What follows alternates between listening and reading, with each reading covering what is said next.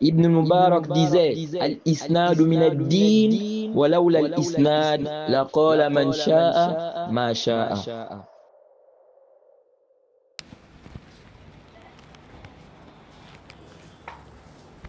إن الحمد لله نحمده ونستعينه ونستغفره ونعوذ بالله من شرور أنفسنا ومن سيئات أعمالنا من يهده الله فلا مضل له ومن يضلل فلا هادي له وأشهد أن لا إله إلا الله وحده لا شريك له وأشهد أن محمدا عبده ورسوله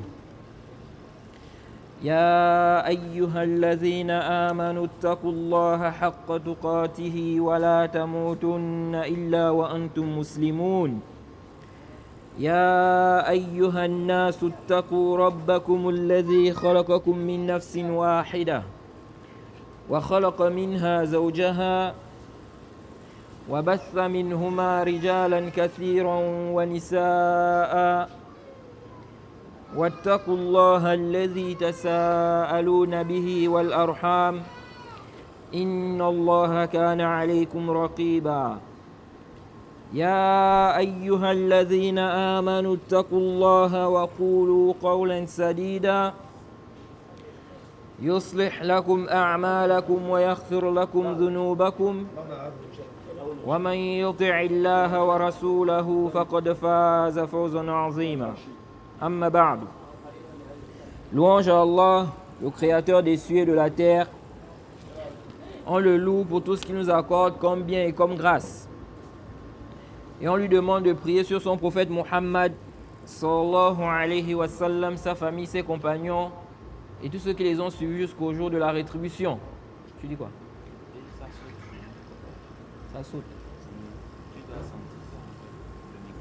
Là, ça passe. Là, ça passe bien. Celui qu'Allah a guidé, personne ne peut l'égarer. Celui qu'Allah a égaré, personne ne peut le guider. Alors, nous sommes toujours dans l'explication de Sharh al-Sunnah. L'explication de la Sunnah. Ça passe? L'explication de la Sunnah de l'imam Al-Muzani, avec quelques annotations du Cheikh Zayd.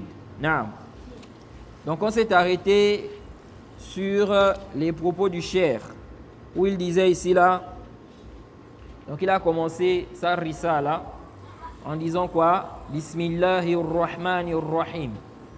Au nom d'Allah, celui qui possède l'immense miséricorde, celui qui fait miséricorde.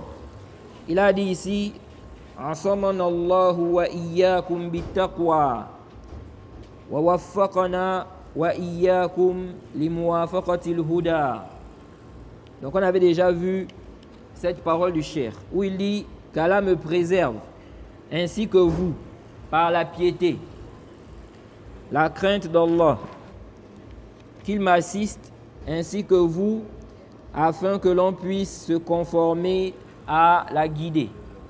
Et on a vu ici là que la crainte d'Allah est une cause. Ça permet, n'est-ce pas, ça fait en sorte qu'Allah te préserve. Si tu veux qu'Allah te préserve, parmi les causes, on a quoi? La crainte d'Allah. Crains Allah. La crainte d'Allah, c'est quoi? C'est simplement mettre une barrière entre toi et les interdits d'Allah et le châtiment d'Allah. Donc tu fais ce qu'Allah a ordonné, recommandé, et tu délaisses ce qu'il a interdit. C'est ça la crainte d'Allah. Donc il a dit ici là, Amma ba'du. Donc, ceci étant dit, il dit, Fa innaka aslahaka Allahu sa'altani an udiha laka min as-sunnati amran tusabbiru nafsaka ala tamassuki bihi. Donc il dit ici là, certes, il dit qu'Allah te réforme. Qu'Allah te réforme. Ok? Le Cheikh Zayd ici là, il explique cette parole-là, il dit ici à la page 14, il dit وَكَذَلِكَ فِي قَوْلِهِ أَصْلَحَكَ اللَّهُ qu'Allah te réforme. Il dit du'aun bis-salahi. Donc c'est une invocation ici là afin que tu te réformes, afin que la personne se réforme. Naam, il dit ici salahul qulub wa salahul jawarih. Donc la réforme des cœurs et la réforme des membres. Donc quand il a dit ici qu'Allah te réforme, c'est général. Que ce soit la réforme du cœur ou bien au niveau des membres. Comme vous le savez, le cœur aussi a des maladies. Ok? Non. La personne peut agir, faire des mauvaises choses avec ses membres, mais le cœur aussi a des maladies. Comme la jalousie par exemple. Ou bien, n'est-ce pas, la haine injustifiée. Ou bien, n'est-ce pas, l'hypocrisie, etc. Donc il dit ici là, qu'Allah te réforme, c'est général. Que ce soit la réforme du cœur ou bien la réforme des membres. Ok? Il dit فَمَنْ صَلَحَ قَلْبُهُ صَلَحَتْ جَوَارِحُهُ كما قال النبي صلى الله عليه وسلم. Donc le cheikh Zayd dit celui dont le cœur a été réformé, ok, ses membres aussi seront réformés. Il dit comme le prophète a dit كما قال النبي صلى الله عليه وسلم ألا وإن في الجسد مضغة إذا صلحت صلح الجسد كله وإذا فسدت فسد الجسد كله. Naam. Ensuite, il a cité le hadith du prophète. Il dit, comme le prophète a dit, dans le corps là, il y a un morceau de chair. S'il est bon, ok, alors tout le corps sera bon. Si vous méditez bien, le prophète a dit ici quoi? S'il est bon, tout le corps sera bon. Al-jasadu kulluhu. Ok? C'est pourquoi nous disons la réforme du cœur là, ça implique la réforme de l'extérieur. Mais ceci en fonction de la réforme. Ok? Ça peut être une réforme totale ou bien partielle. Donc si tout le corps, si tout le cœur est bon, ok? Si tout le cœur est bon, alors l'extérieur, tout le corps sera bon. Ok? Et s'il y a une partie du cœur qui est bon, alors ce sera proportionnel à cela. C'est-à-dire au niveau du corps. Ok? Donc le corps aussi sera bon proportionnellement à, n'est-ce pas, la partie qui est bonne dans le cœur là. Naam. Il dit ici, wadifdu salah al-fasad. Ok? C'est comme maintenant quelqu'un est musulman. Taïb, c'est un musulman. Il n'est pas dans le grand shirk. Il n'est pas dans le grand kufr. Ok? Mais il fait le zina. Ok? Est-ce que celui-là, on peut dire que tout son cœur est bon? Non. Mais on ne peut pas dire aussi que tout son cœur est mauvais. Ok? Pourquoi? Parce qu'il a le tawhid. Parce qu'il a quoi? Il a le tawhid. Donc ici, on dit, naam, son cœur ici là a des problèmes. Ok? Par rapport à ceux qu'il affiche, par rapport à ceux qu'il montre. Ok? Donc on dit ici là qu'il a besoin de réforme. Il a besoin de quoi? De réforme sur ce point-là. Donc ici on dit que si le cœur est totalement bon, alors tout le corps sera bon. S'il est partiellement bon, alors le corps aussi sera partiellement bon. Non. C'est pourquoi ce hadith aussi vient réfuter ceux-là, n'est-ce pas, qui commettent des désobéissances. Et lorsqu'on leur parle de cela, ils disent quoi? Ils disent la foi c'est dans le cœur. Ce qui compte c'est le cœur. Ok? Ça c'est quoi? C'est complètement faux. Et ils veulent par là dire quoi? Que leur cœur est bon. Même si on les voit faire des mauvaises choses, ce qui compte c'est le cœur. Le cœur est bon là-bas. Ok? Ça nous disons quoi? C'est complètement batilun, c'est faux. Et ça contredit la parole du prophète. Parce que le prophète a dit quoi? Il a dit dans le corps. Dans le corps, il a dit dans le corps il y a quoi? Un morceau de chair. Il a dit Iza salahat salaha al-jasadu kulluhu. Wa iza fasadat fasada al-jasadu kulluhu ala wa hiya al-qalb. Naam. Le prophète a dit il y a un morceau de chair dans le corps là. S'il est bon, alors c'est tout le corps qui est bon. Donc si tu voles, tu fais le zina, ok? Tu ne mets pas le voile. Quand on t'exhorte, tu dis non, ton cœur est bon. On dit non, ton cœur a des problèmes. Parce que si ton cœur était totalement bon, tu n'allais pas faire cela, ok? Taïb. Donc le cheikh a dit ici, wa diddu salahi al-fasad. Le contraire de la réforme, c'est quoi? La corruption. Ok? Il dit, faman fasada qalbuhu, fasadat jawarihuhu. Il dit ici là, celui dont le cœur, n'est-ce pas, est corrompu, alors ses membres aussi seront corrompus.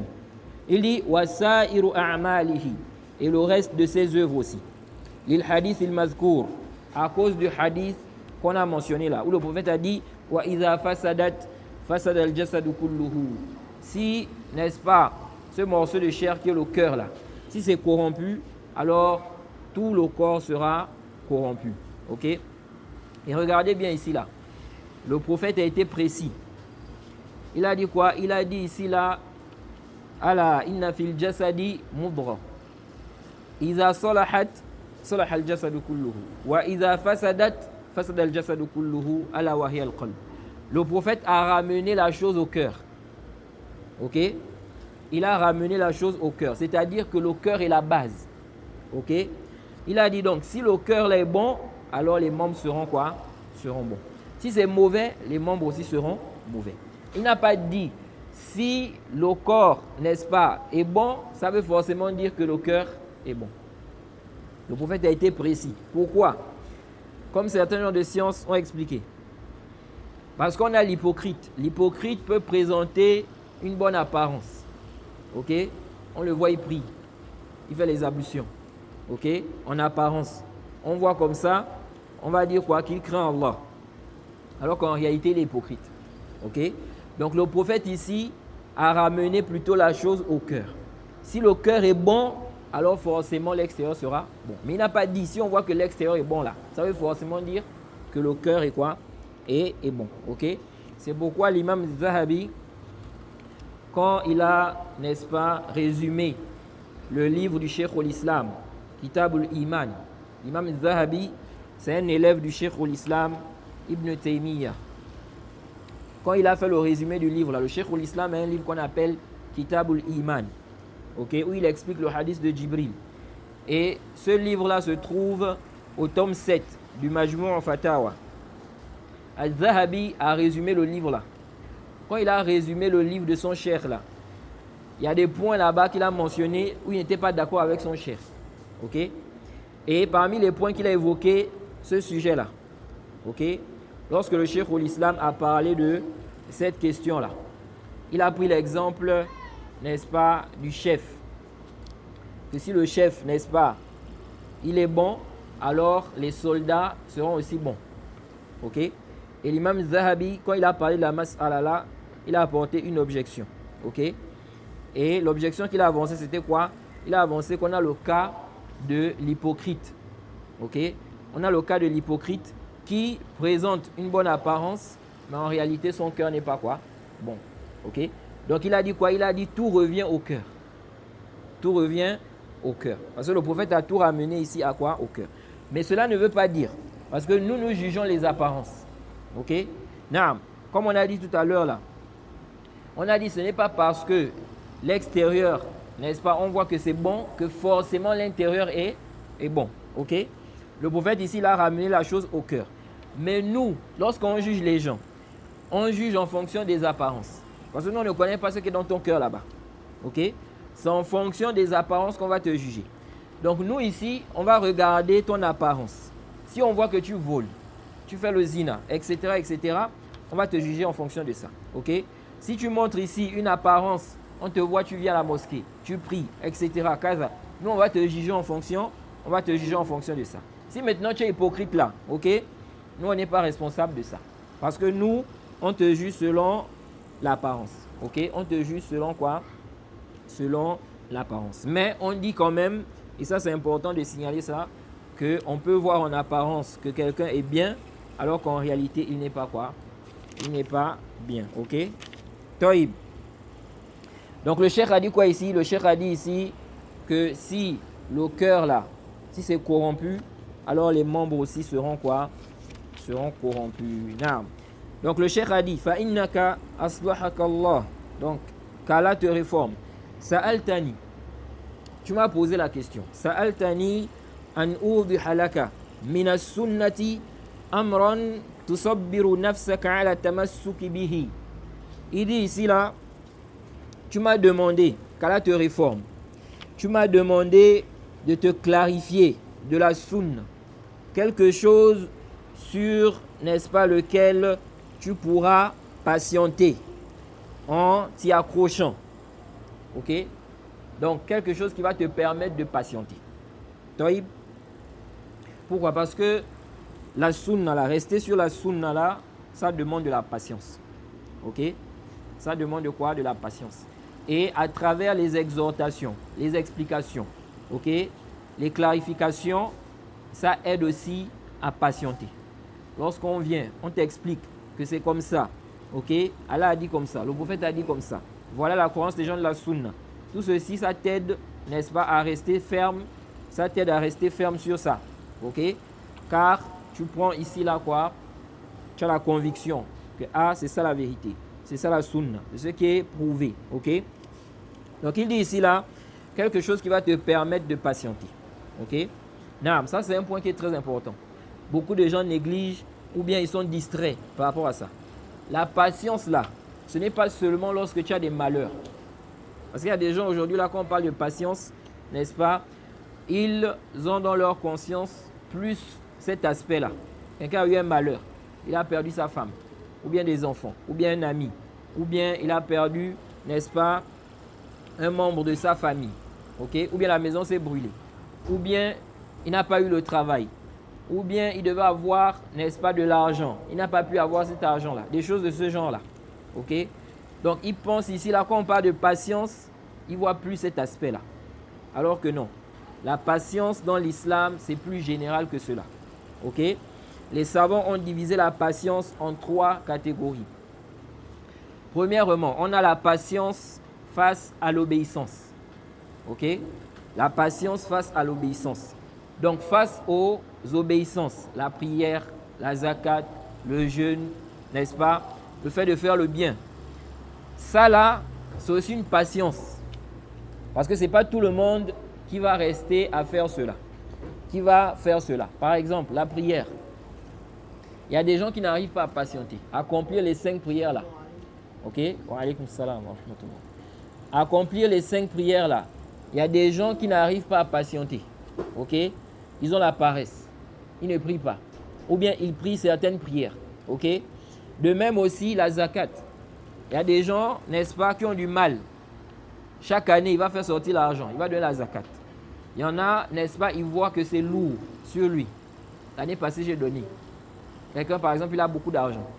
Quand on calcule sa zakat, il doit faire sortir, par exemple, 1 million. Ok? Il dit, l'année passée, j'ai fait sortir 1 million. L'année là, je dois encore faire sortir 1 million. Ok? Pourtant, il a beaucoup d'argent. Mais il voit que c'est lourd.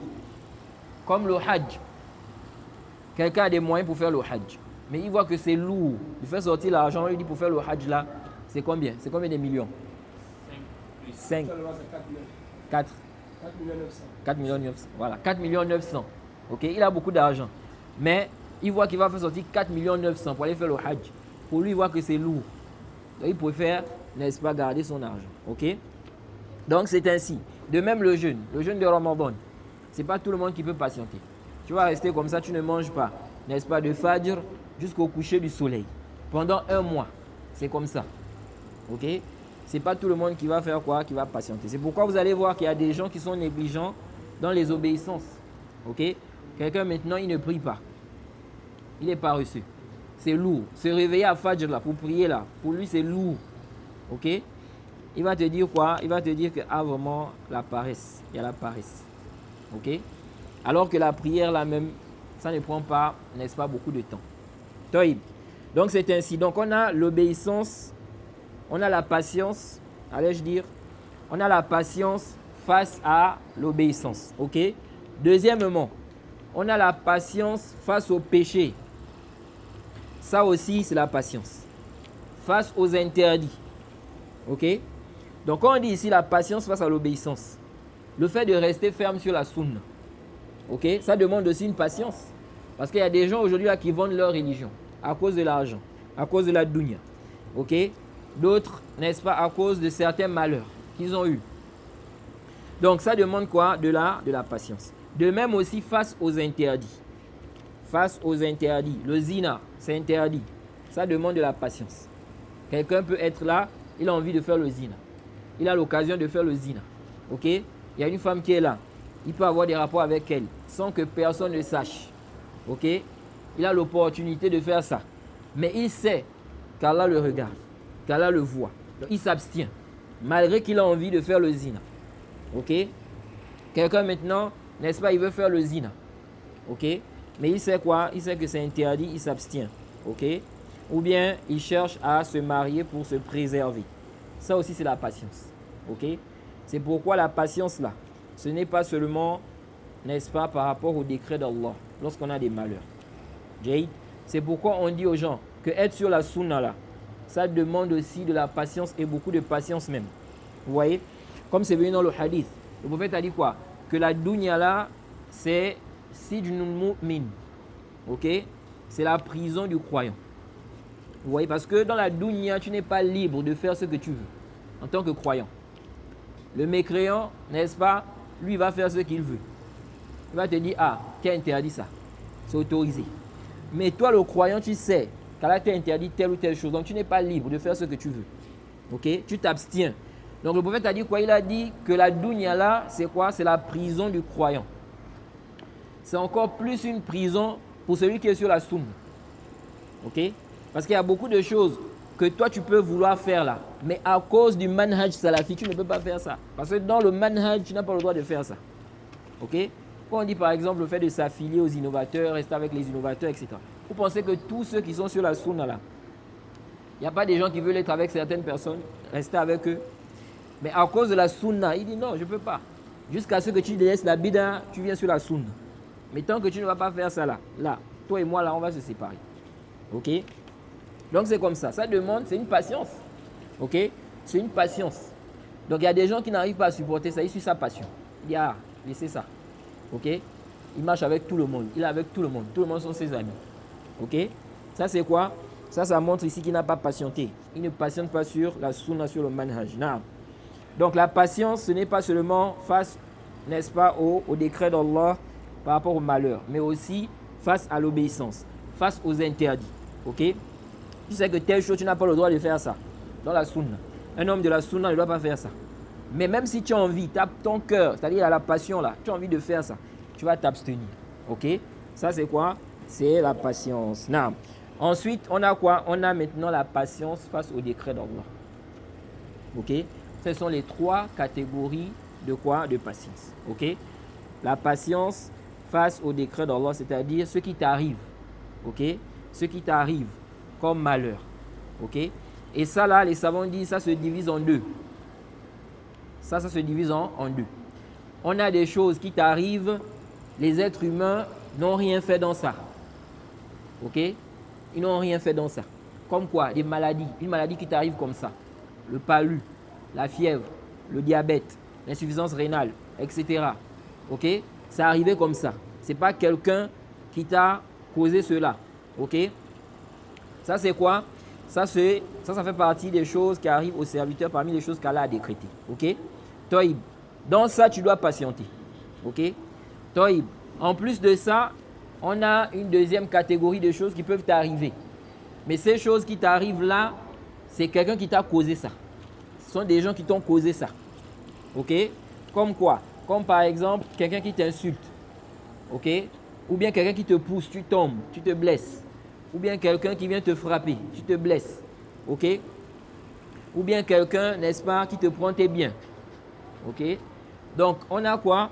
On a ici là des malheurs, des choses qui t'arrivent, n'est-ce pas? Personne n'est à l'origine de cela. C'est Allah qui a décrété ça. Ok? Comme ça. Maintenant, on a des choses qu'Allah décrète. Mais ce sont des gens qui ont été quoi à l'origine? Ce sont eux qui ont quoi? Qui t'ont causé cela. Et ça là, cette patience-là, elle fait partie des patiences les plus difficiles. Ok?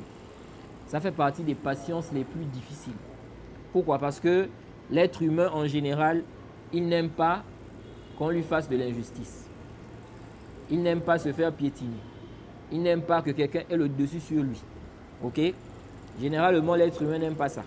Ce qui fait que ce genre de patience-là, c'est difficile. Quelqu'un t'a insulté. Ou bien quelqu'un t'a fait du mal. Ok? Patienter face à ça, là, ce n'est pas facile.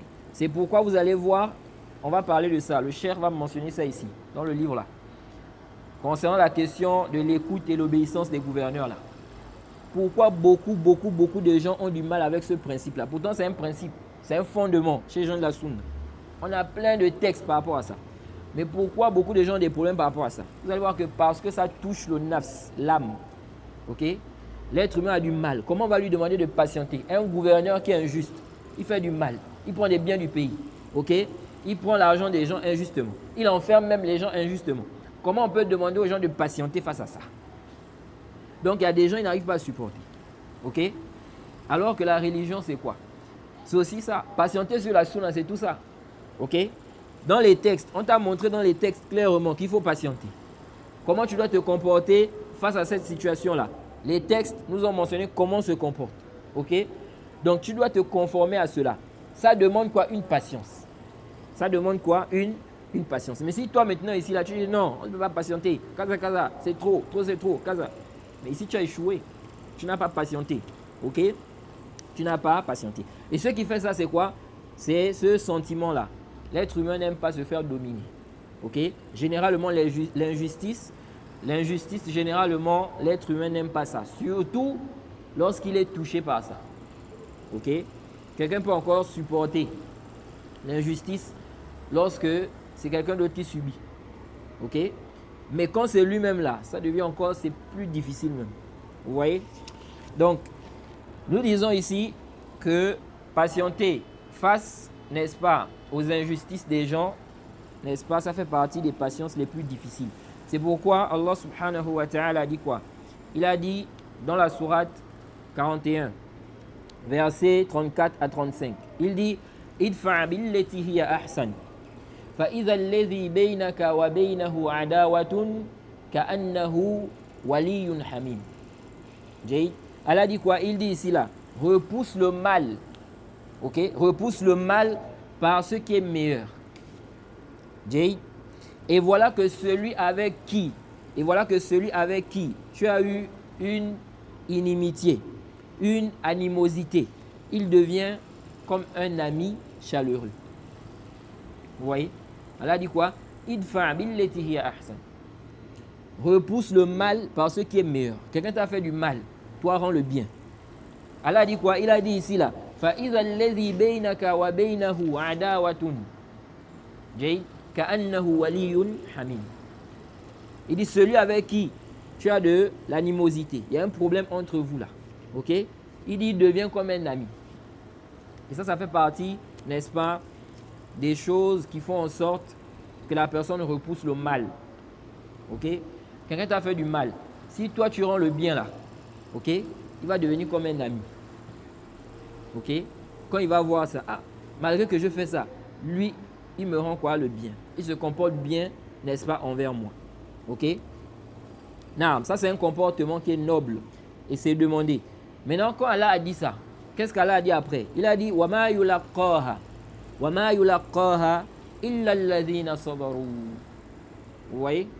Il a dit, mais ce privilège n'est donné qu'à ceux qui sont endurants. C'est lourd, c'est difficile. Faire ça là, c'est vraiment difficile. Quelqu'un t'a fait du mal, on te dit non, rends le bien. C'est lourd. Ok? C'est comment? C'est quoi? Ah, toi. Vous voyez? Quelqu'un t'a fait du mal là, on te dit il faut rendre le bien là. C'est lourd. Ok? C'est lourd vraiment. Il faut vraiment être endurant pour faire ça. Sinon tu ne vas pas faire. Tu vas dire comment ça? Jay, il me fait du mal et vous dites que non, je dois faire du bien. Je dois lui faire du bien. Ok? Il y a d'autres qui vont même dire c'est parce que ce n'est pas toi. Ok? C'est parce qu'on ne t'a pas fait ça. C'est à moi qu'on a fait ça. C'est pourquoi tu dis ça. Ok? Nous disons Allah subhanahu wa ta'ala a recommandé ce comportement-là. Ok? Et regardez le prophète dans le Sahih. Le hadith, n'est-ce pas, qui est rapporté par l'imam al-Bukhari. Le prophète nous parle d'un prophète qui a été frappé par son peuple. Un prophète qui a été frappé par, n'est-ce pas, son peuple. C'est pourquoi on dit que des prophètes ont subi. Jay, aujourd'hui, il y a des gens qui font da'wah. Ça peut être, n'est-ce pas, une da'wah dans le pays, ou bien même dans ta famille. Dans ta famille, la famille, ils sont dans des sectes. Ok? Ou bien ils sont dans une secte. Toi, tu as connu la sunna. Maintenant, tu essayes de leur faire da'wah petit à petit. Ok? Maintenant, tu subis à cause de ça les insultes. Ok? On te méprise. On te met à l'écart. Kaza, dans la famille. Il faut penser aux prophètes qui ont subi. Qu'il y a des prophètes qui ont subi. Vous voyez? Il y a des prophètes qui ont été frappés.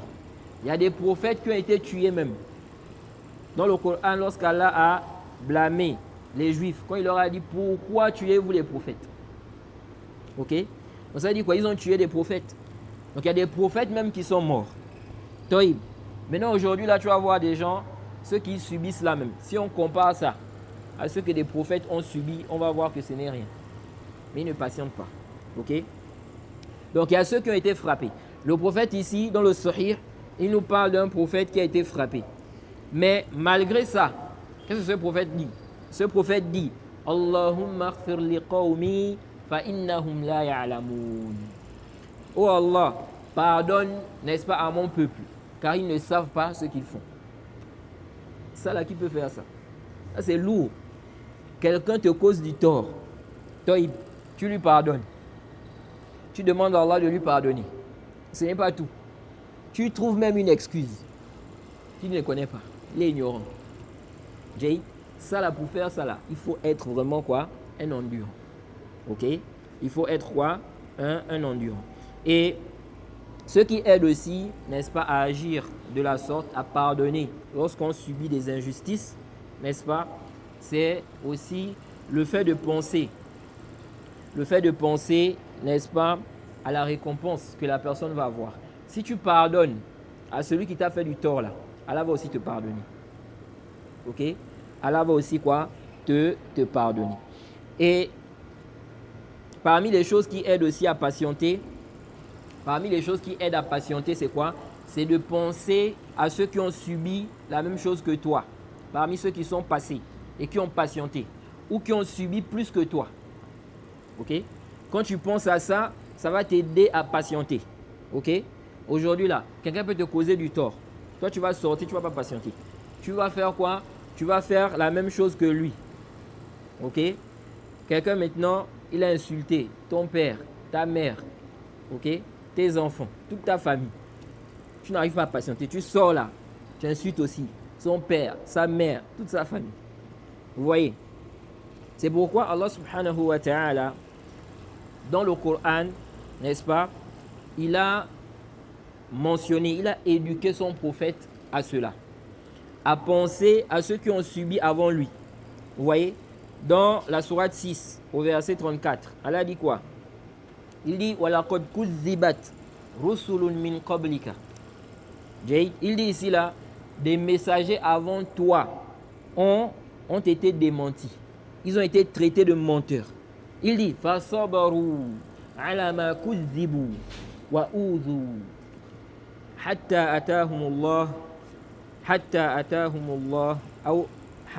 أَتَاهُمْ نَصْرُنَا. Naam.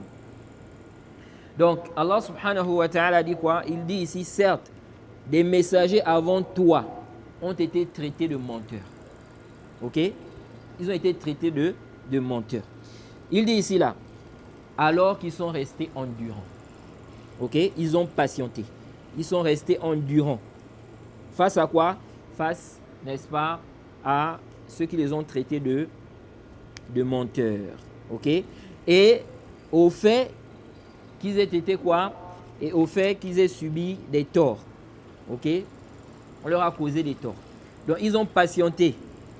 Face à quoi? Face au fait qu'on les traite de menteurs. Et Allah a dit wa ouzou. On leur a causé aussi du tort. Ils ont patienté face à ça. Donc, on les a, n'est-ce pas? On les a démentis. Ok? Et puis, on leur a causé quoi? Du tort. Pourquoi Allah a dit ça au prophète? C'est pour qu'ils pensent, pour qu'ils comprennent qu'il y a des prophètes qui ont subi. Il y a des prophètes, n'est-ce pas, qu'on a traités de menteurs. Donc, toi aussi, si on te traite de menteur, il faut patienter. Il faut faire quoi? Il faut patienter. Et ça fait quoi? Ça t'aide. Quand tu penses que, n'est-ce pas, il y a des gens qui ont subi la même chose que toi, ils ont patienté. Ou bien plus que toi-même. Ok? Naam. Donc Allah subhanahu wa ta'ala rappelle cela à son prophète. Donc c'est ainsi. Si maintenant toi, dans, n'est-ce pas, ta da'wa, ou bien dans ta famille, quand tu exhortes les gens, ok, tu subis les injustices, tu subis du tort, ok. Quand tu penses, n'est-ce pas, aux prophètes qui ont subi là, ça va t'aider à patienter. Ça va t'aider à quoi? À patienter. C'est pourquoi, dans le Sahih al-Bukhari, lorsque quelqu'un est venu dire au prophète, il a dit au prophète, lorsque le prophète a fait un partage, il a partagé des biens du butin, ok. Il a dit quoi? Il a dit, sois juste, ô Muhammad. Il a dit, ce partage-là, ce n'est pas le visage d'Allah qui est visé dans ça.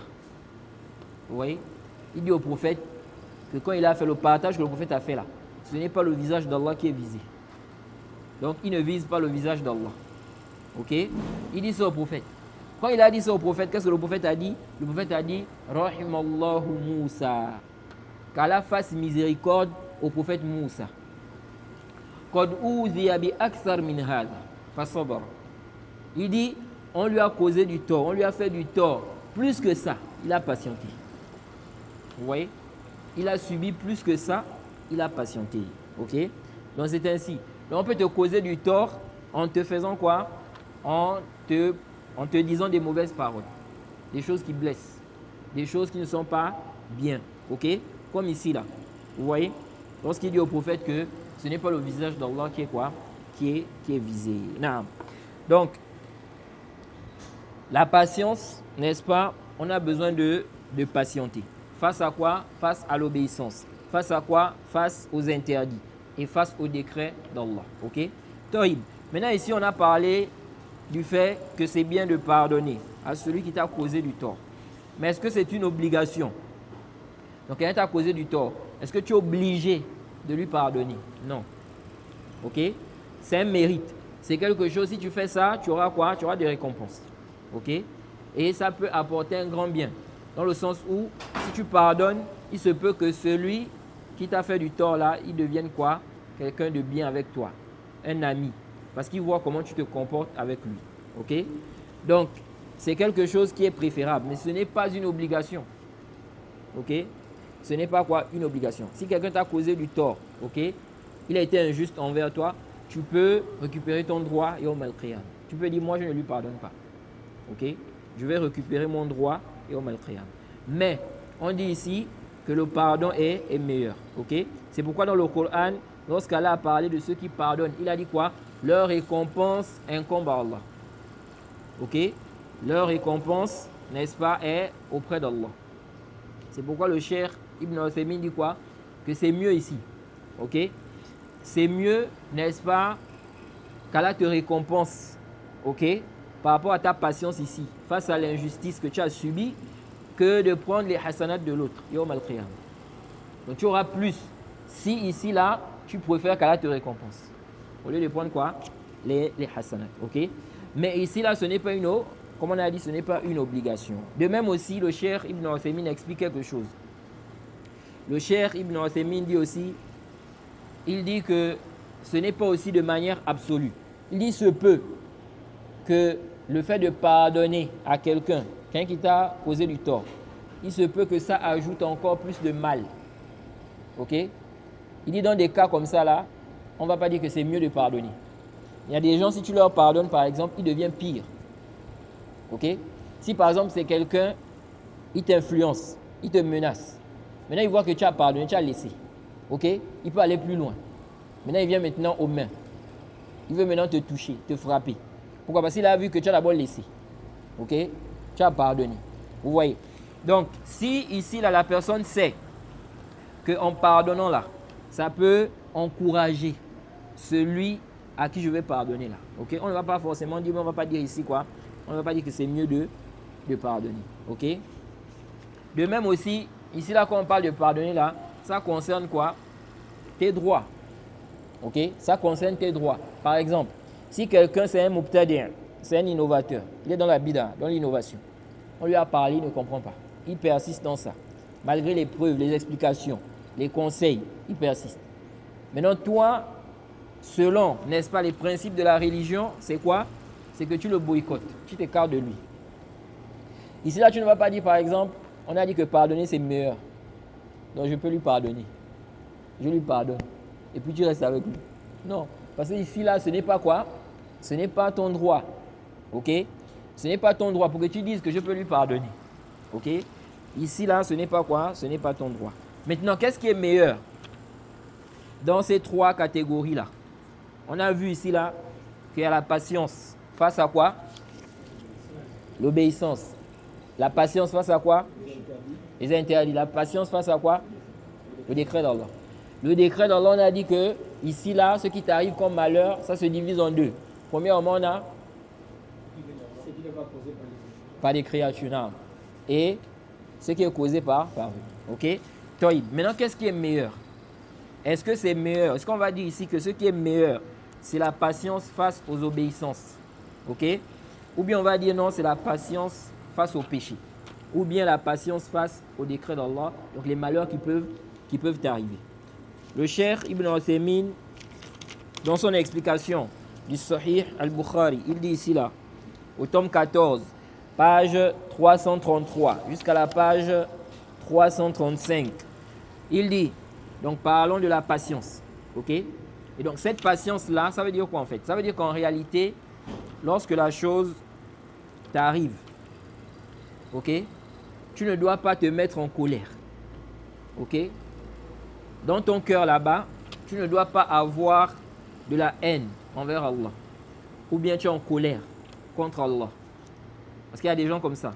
Lorsqu'ils ont, n'est-ce pas, des malheurs ou des choses, dans leur cœur là-bas, c'est comme s'ils voient qu'Allah était injuste envers lui. Pourquoi moi? Ok? Je fais mes 5 prières à la mosquée. Je ne fais pas le zina. Je ne vole pas. Pourquoi? Voilà celui-là. Il est dans le zina. Il est dans le vol. Il n'a pas eu le même malheur que moi. Ok? Donc dans son cœur là-bas, il voit comme si Allah était injuste envers lui. Vous voyez? Qu'Allah nous en préserve. C'est grave. Toïb. Donc ici là, tu ne dois pas être en colère. De même, tu ne dois pas prononcer des mauvaises paroles. Ok? Ou bien, n'est-ce pas, te plaindre. Tu te plains en ce sens que quoi? Que tu es en colère. Ok? J'ai telle chose. Tu viens, tu dis, ah, j'ai eu telle chose, tel malheur. Hein? Pourquoi moi? Pourquoi c'est toujours moi? Il y a des gens comme ça. Ils disent, pourquoi c'est toujours moi? Qu'est-ce que j'ai fait? Kaza, kaza. Il crie. Hein? Donc, il vient ici, là, mentionner ses malheurs aux gens. Mais ici, là, quand il mentionne ça, ça veut quoi? Son intention ici, c'est quoi? C'est de se plaindre parce qu'il est en colère. Ou bien il fait ce qui montre qu'il est en colère. Ok? Qu'il ne doit pas faire. Comme ceux-là qui déchirent les habits. Ils déchirent les habits. Ou bien ils cognent la tête au mur. Ou bien ils tombent au sol. Ils s'enroulent. Ou bien la femme qui tombe. Elle s'enroule partout. Oh, je vais faire comment? Oh. Elle déchire les habits. Ok? Tout ceci, ça contredit la patience. Ça contredit quoi? La patience. Non. Donc le cheikh dit quoi ici? Il dit la patience se divise en 3 catégories. Vous voyez? Ce qu'on a expliqué là. Il est allé faire la zone. Quand c'est la zone, comme ça, il faut souvent m'avertir pour que ça ne coupe pas.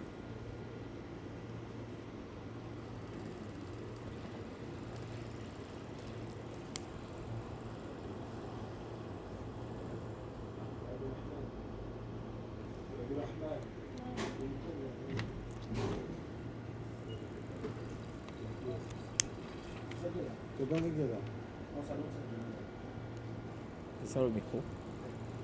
Il a besoin du micro. Il s'approche à l'appareil. Devant l'appareil.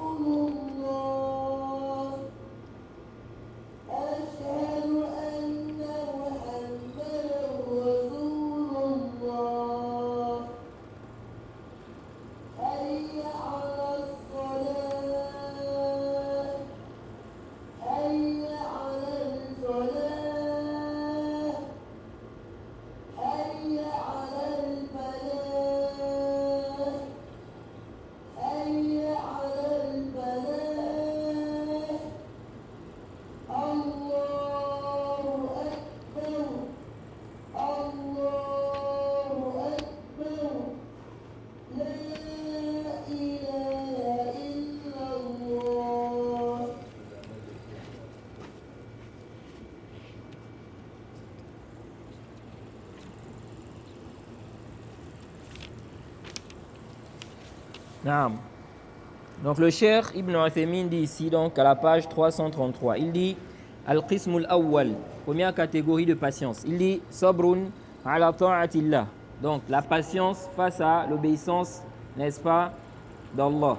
L'obéissance à Allah. Il dit Bi an yasbir al-insanu ala ta'ati rabbihi hatta yu'addiyaha kama umira. C'est quoi? C'est le fait que le serviteur patiente face à l'obéissance, n'est-ce pas? L'obéissance à son Seigneur, afin qu'il puisse accomplir cette obéissance-là comme ça a été quoi? Ordonné. Il dit Wala shakka anna ta'ata tahtaju ila sabrin. Il dit il n'y a pas de doute que l'obéissance demande de la patience. Ok? On a besoin de patienter. Pour faire quoi? Pour faire l'obéissance. Il dit Wala siyama at-ta'atu shaqqa kasiyami mathala. Il dit surtout, n'est-ce pas, des obéissances qui sont lourdes, ok, difficiles. Il dit comme le jeûne par exemple. Ok, il dit c'est pourquoi on a appelé le mois de Ramadan Shahrus Sabr, le mois de la patience. Vous voyez? Et ça demande quoi? La patience. Il dit wa kadhalika al-jihadu aydan shaqqun ala an-nufus. Il dit de même le djihad, le combat, c'est difficile. Pourquoi? Pour l'âme, c'est lourd. On te dit va combattre. Vous voyez, il y a des gens aujourd'hui, là, ils sont en train de parler. Vous allez voir des gens aujourd'hui, ils sont en train de parler du djihad. Le djihad, le djihad, le djihad, on veut le djihad. Mais si maintenant il y a djihad là, on lui dit bon maintenant pars. Il ne va pas partir. Ok? Quand il voit maintenant comment on est en train de tuer les gens sur le terrain là, hein, le fusil, les gens qui ont des familles, on tire, quelqu'un tombe, tout ça là, il ne va pas aller. Il va voir que c'est lourd. Pourtant il disait le djihad, le djihad. Donc il dit ici le djihad là, il dit c'est lourd pour le nafs. Il dit wa yahtaju ila sabrin azim. Il dit ça a besoin d'une grande patience. OK? Il dit wa lihaza amara Allahu bis sabati 'inda mulaqati al-adu. Il dit c'est pourquoi Allah a demandé quoi? D'être ferme lorsqu'on rencontre l'ennemi. OK? Il dit de même on a le hajj. Il dit fa inna fihi mashaqqatan maliyatan wa badaniyatan. Il dit il y a aussi quoi? Une difficulté là-bas. Difficulté financière. OK? Une difficulté financière et corporelle, physique. OK? Donc c'est pas tout le monde qui va faire sortir son argent pour dire qu'il va aller faire quoi? Le hajj. OK? Il y en a, il va voir que c'est lourd. Même s'il sait qu'il a les moyens pour aller. OK? Il va dire ah, vraiment c'est lourd. Il préfère prendre l'argent là et dépenser ça pour autre chose.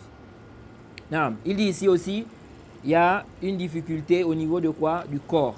Parce que tu vas marcher, tu vas là-bas, il faut aller à Mina, il faut aller comme ça. Parfois il y a le soleil. Vous voyez? Il dit Wala siyama ma'boud al-insan an Makkah. Il dit surtout si l'homme est loin de Makkah. OK? Ensuite il a dit Was-sabru ala ta'ati yahtaju ila mu'anatayn. Jayd, ila mu'anataini. Il dit ici la patience face à l'obéissance, ça demande, n'est-ce pas, deux luttes. Ok? Ça demande quoi? Deux luttes. Il dit mu'anatun badaniyya li'annaha qawlun aw fi'lun. Ok? Il dit fayahtaju ila harakatin wa mu'anatin nafsiyya بحيث يرغم الإنسان نفسه على فعلها. نعم. Il dit ici là, tu as d'abord une lutte au niveau du corps. Il dit parce que ici là, il y a quoi? Soit tu parles, tu dois parler, soit tu dois faire l'acte. Ok? Donc tu as besoin de bouger, d'un mouvement pour l'obéissance. Il dit ici là, ensuite, tu as une autre lutte, un autre effort qui est psychologique. C'est quoi? Car la personne ici se contraint à accomplir l'acte. Donc tu vas contraindre ton nafs, ton âme à faire. Ok? Aller accomplir la prière obligatoire.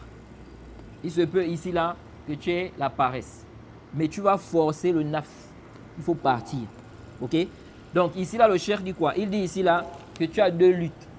Tu as la lutte psychologique où tu dois forcer ton nafs à aller. Et puis tu as la lutte au niveau des membres. Tu dois te déplacer. Tu dois faire l'effort là. Ok? Il dit Al-Qismu Thani. Deuxième catégorie de patience. Donc la patience face à l'obéissance. Le cheikh a dit quoi? Tu as deux luttes là-bas. Ensuite il a dit deuxième catégorie. Sabrun an ma'siyatillah. Patienter face au péché. Ok? Il dit Wa huwa habsun nafsi an fi'lil ma'asi. C'est quoi? Tu t'abstiens de commettre le péché. Il dit كما لو حدثته نفسه أن يزني أو يسرق أو يشرب الخمر فأمسك فهذا فيه معاناة. Il dit ici là comme le cas où son fort intérieur le tente, ok, à commettre quoi? Le zina ou bien à voler. Maintenant on t'a emmené une somme là, 5 millions. Ok? Tu sais que tu peux voler une partie. On ne va pas savoir.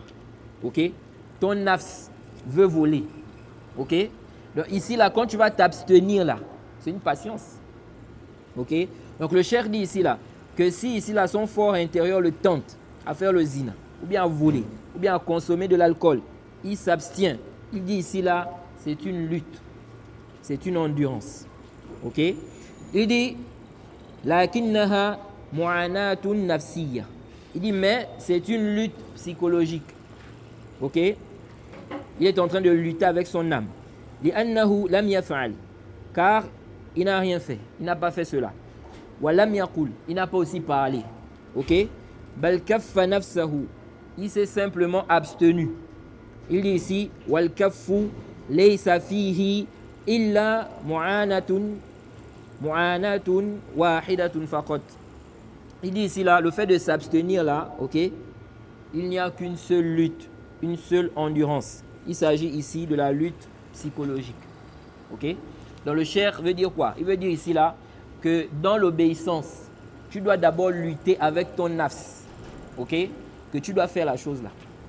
Deuxièmement, tu dois agir. Ça peut être au niveau, n'est-ce pas, de la parole ou bien au niveau des actes. Tu vas te déplacer, tu vas faire l'acte. Ok? Donc il dit ici là qu'il y a deux luttes. La lutte ici là, avec ton nafs que tu dois faire, et puis la lutte, n'est-ce pas, de quoi? Au niveau de l'acte. Il dit contrairement au péché. La patience face au péché là, on ne te demande pas de faire un acte. Ok? On te demande simplement de ne pas faire le péché, de t'abstenir. Ne fais pas le zina. Ne vole pas.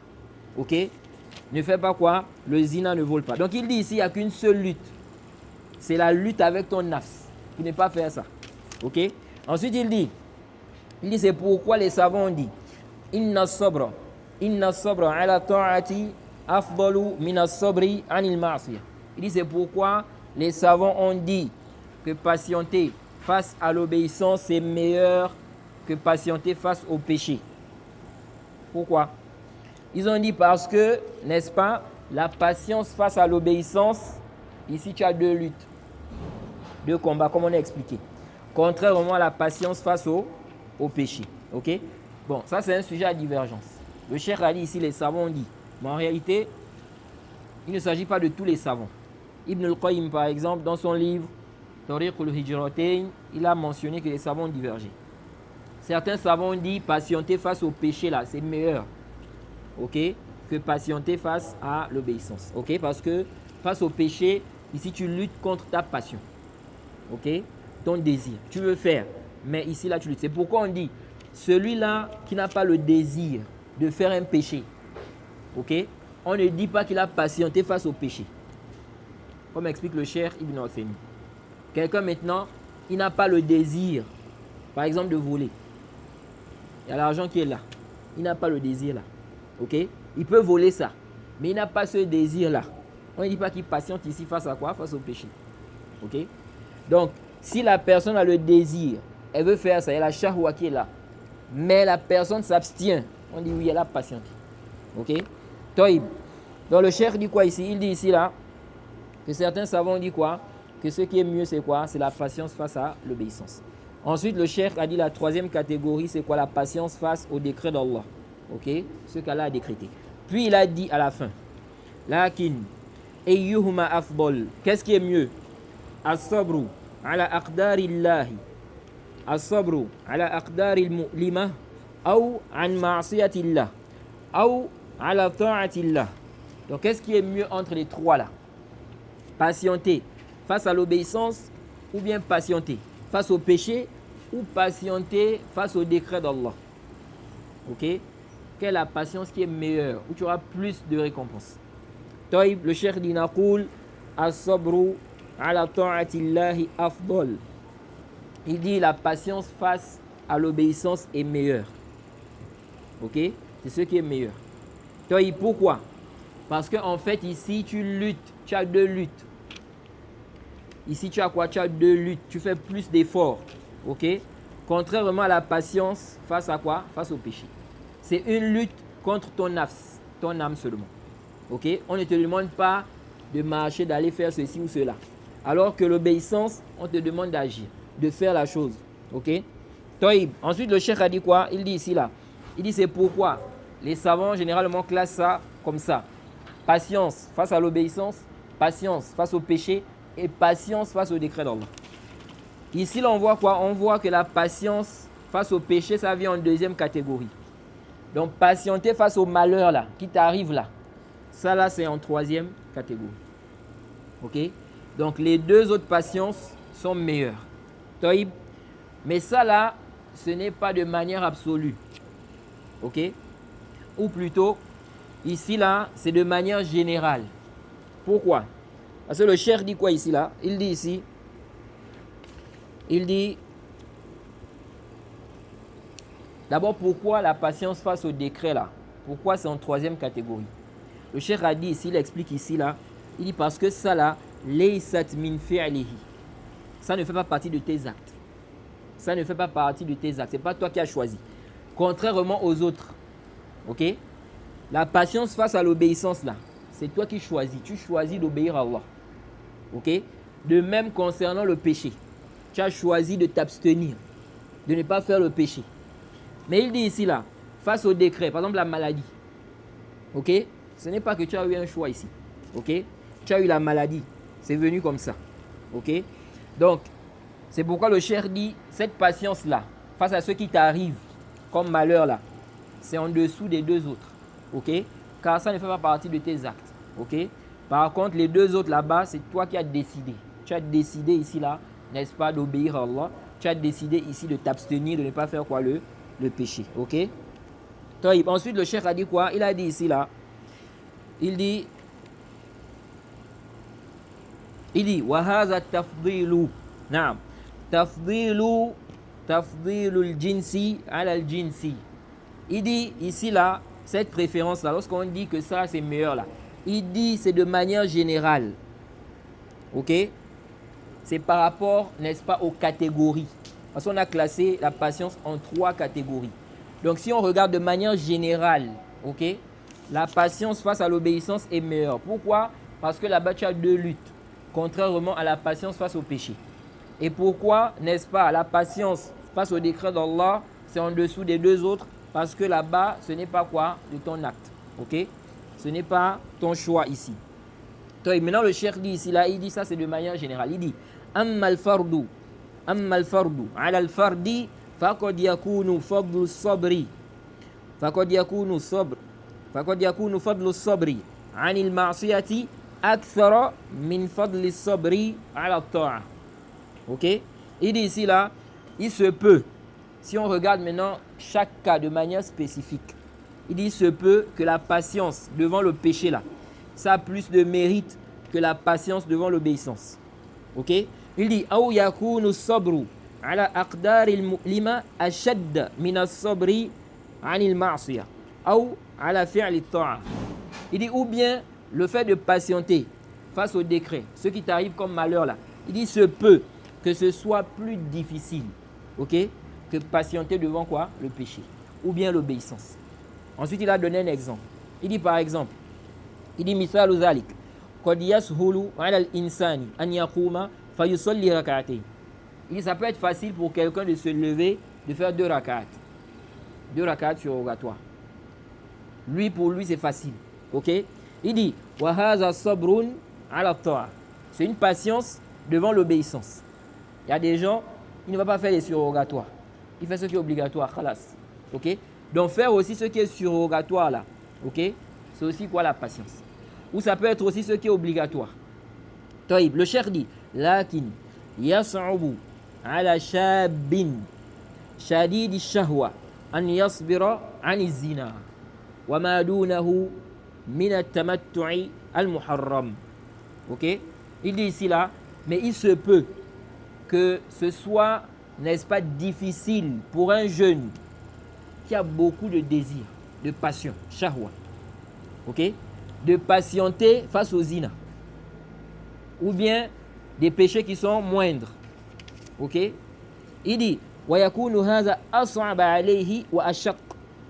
Cela est plus difficile pour lui, par exemple, que prier, ok. Prier là, ce n'est pas difficile pour lui, comme quoi, comme le fait de patienter devant le zina. Parce qu'il a beaucoup de désirs ici. Ok? Donc il veut faire le zina. Vraiment, ici, là, il est dans la tentation. Ok? Donc ça peut être difficile. La patience ici, là, peut être difficile pour lui. Plus difficile que patienter devant quoi? Les 5 prières. Ok? Il se peut même qu'il transpire même. Parce que vraiment, il est dans une situation là où il voit que vraiment là, c'est lourd pour lui. C'est chaud, comme on dit. Vous voyez? De même, le cheikh dit وَكَذَلِكَ يَصْعُبُ عَلَى الْإِنسَانِ الْفَقِيرِ أن يمتنع عن أخذ مال الغير الذي يسهل عليه أخذه أشد مما يصعب على شخص قام فصلى ركعتين. Il dit de même aussi, il peut être difficile pour quelqu'un qui est pauvre, ok, de s'abstenir de prendre l'argent d'autrui dans une situation où c'est facile pour lui de prendre ça, ok. Donc ça peut être difficile, plus difficile pour lui que quelqu'un qui va se lever pour faire 2 rak'at. Ok, il a patienté face à l'obéissance, mais l'autre là-bas, c'est plus lourd, c'est plus difficile. Vous voyez? Non. Donc le cheikh veut dire quoi ici? Le cheikh veut dire ici là que quand on dit que la patience face à l'obéissance, c'est ce qui est meilleur là, il dit ici là, ça là, c'est de manière générale. Mais si on regarde chaque cas spécifique, il dit il se peut ici là que quelqu'un ait plus de difficultés à patienter devant un péché que devant quoi? L'obéissance à Allah. Ok? Et ça, c'est très, très important à comprendre. Non. De même aussi, face au décret, il se peut que devant un péché et devant une obéissance, quelqu'un, n'est-ce pas, quelqu'un arrive à patienter. Mais devant un malheur qu'il a eu là, c'est lourd, c'est plus lourd. Ok? Donc ici, là, il aura quoi? On va dire ici que la patience, dans son cas, au niveau du décret d'Allah, c'est meilleur. Ok? C'est quoi? C'est meilleur. Tout ceci là, quand le cheikh est en train de parler de ça là, ce n'est pas pour dire que la personne doit faire le péché là. Quand il dit ici là que ça peut être difficile, lourd pour un jeune, quand il a beaucoup de désirs, n'est-ce pas, de patienter face aux zina. Il n'est pas en train de dire qu'il faut qu'il fasse ça. Non. Il veut ici simplement parler par rapport à la comparaison. Qu'est-ce qui est mieux ici, dans la patience? Est-ce que ici là, on va dire que sa patience face au péché, c'est meilleur, donc c'est meilleur pour lui, la patience ici, ou bien c'est meilleur, n'est-ce pas, devant quoi? Devant l'obéissance. Non. Comme le temps est arrivé là, on va s'arrêter ici. Peut-être s'il y a 1 ou 2 questions. C'est 20h, non, la prière? Ah, il est déjà 20h même.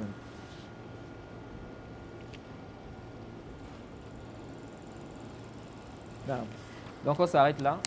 On demande qu'Allah nous facilite, qu'il nous accorde la compréhension de sa religion. Désolé, hein, le temps, il faut souvent m'arrêter avant pour qu'on laisse au moins 5-10 minutes pour les questions. طيب نعم وسبحانك اللهم وبحمدك وأشهد أن لا إله إلا أنت أستغفرك. نعم.